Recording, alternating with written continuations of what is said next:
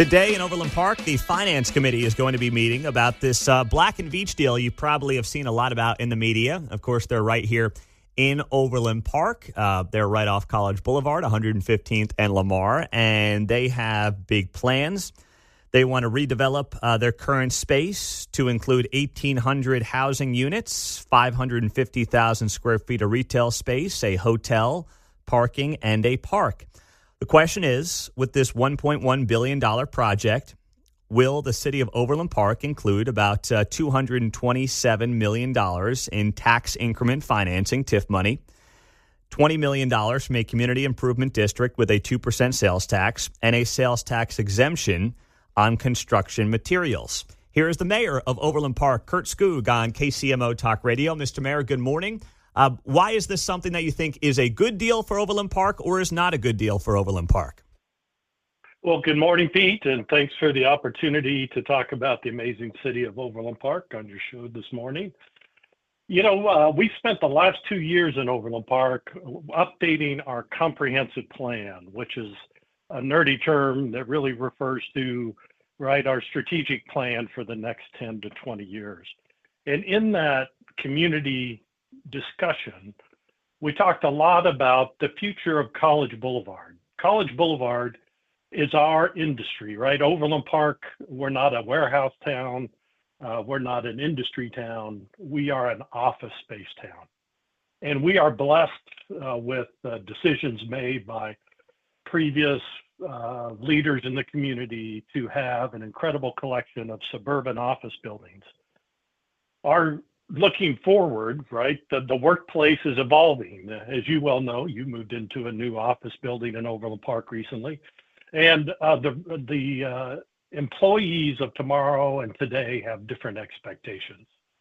So Black and Veatch is in a building that was built in the 1980s. We're proud for them to have called Overland Park home since 1980. And it was designed really about the production of construction documents, blueprints.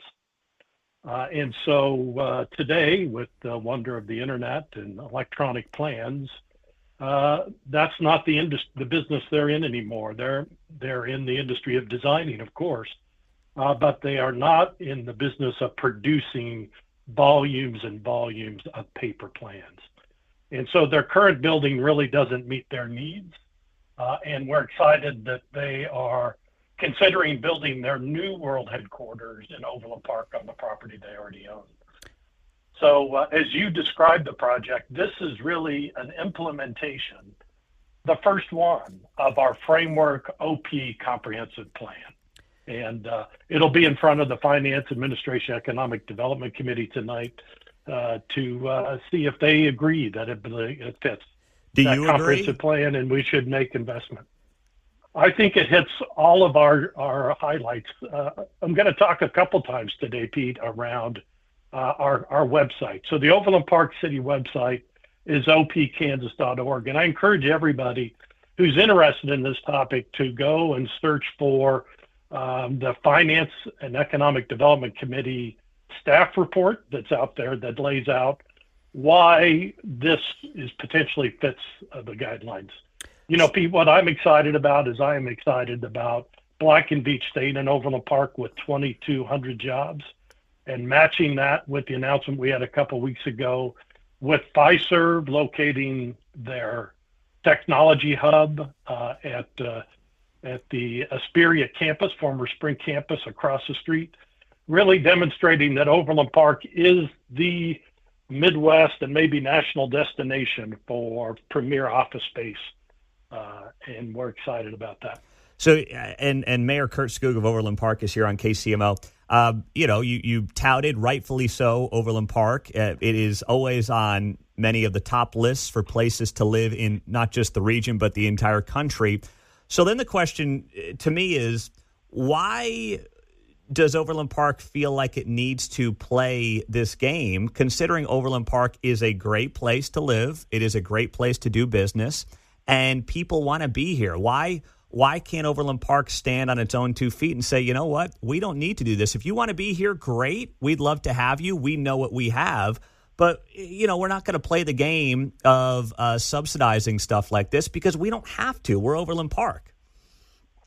Well, two things. One, I talked earlier about the website opkansas.org with Kansas spelled out. I encourage people who are interested in TIF and how it works to go and Google TIF. We've issued a report on how our current TIF agreements that we have, how they perform financially to the benefit of the residents of Overland Park. This is about if we want to build more suburban offices, then we don't need to participate as we're participating in this project. Where we have participated with the private sector in development is to deliver the vision of the community. Look at downtown Overland Park, right? I get all kinds of praises about what downtown Overland Park has become. It is a great gathering place. It's a live, work, play space with a great city park, a great farmers market, and all of the amenities down there. None of that could have happened without public participation. And so the key is in Overland Park, the way that we do public participation or incentives is different than most people do. We do not issue bonds. So the developer spends their money upfront and has the opportunity to get qualifying expenses reimbursed over the life of the agreement for qualifying expenses. So we do things differently. And if you go to the website and look at that report, you can see right in graphic form how these projects that we have done in Overland Park have benefited the residents of Overland Park. Has Black and Veatch threatened to move if they don't get what they want in this deal? They have not. What they have said is we need a new world headquarters. They looked at other opportunities before they brought this forward.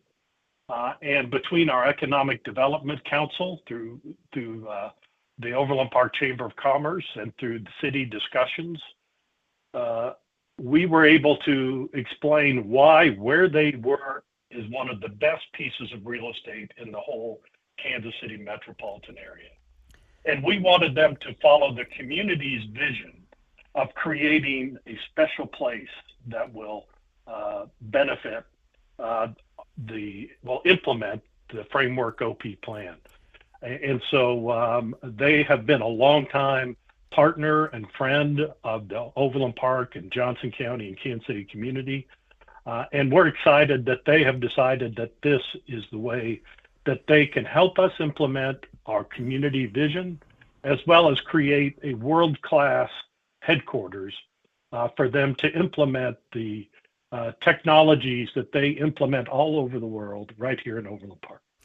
Is it fair to say, Mayor Curt Skoog of Overland Park, that one of the reasons that these deals may be necessary is because, generally speaking, regulation may be too much, taxes may be too high? Is that why these deals even have to be on the table?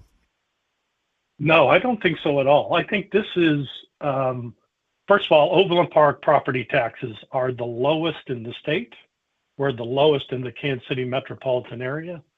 We are approximately half of our neighbors in the Overland Park property taxes.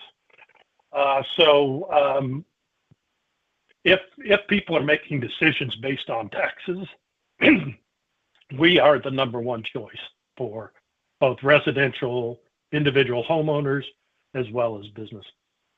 But what is driving it is the cost of this kind of modern development. So as you mentioned, there's parking, structured parking. They have 5,900 structured parking places. Building parking structures are expensive. And that is traditionally where most of our participation in projects have occurred, is in building parking structures and parking places. Right today, if you go to Black and Veatch, they are surrounded by giant surface parking lots.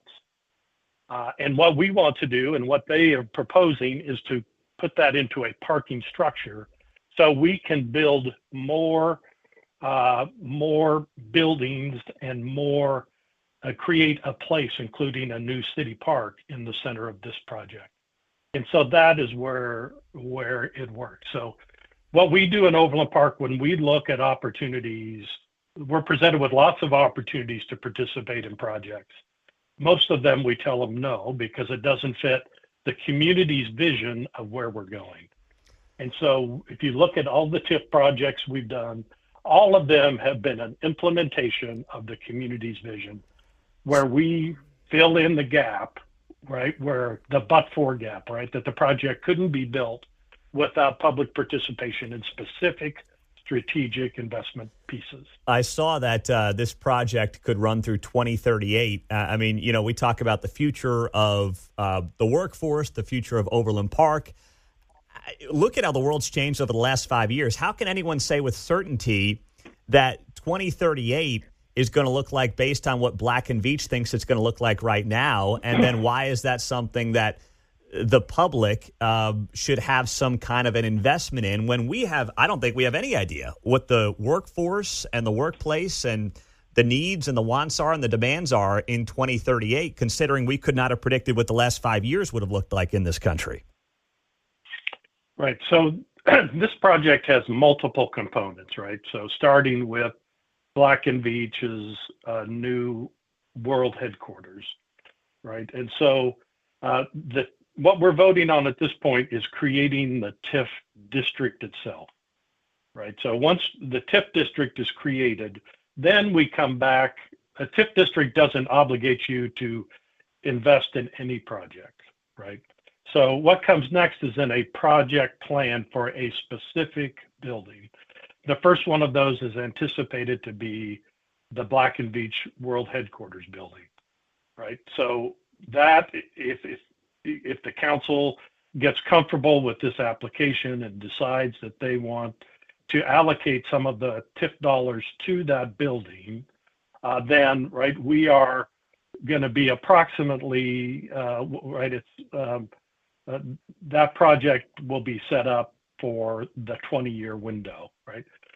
The other projects that are around it that are proposed in the plan will be evaluated, each one at the time they're submitted. So although it's potential that it could be 2038, the projects are brought to us, that plan will evolve over time based on market needs. So the max, I've got less than a minute, but the max is is $1 billion project, $230 million in TIF money. But you're saying just the world headquarters for Black & Veatch is the first phase of this. So then how much TIF money is the ask on that, and how big is that project?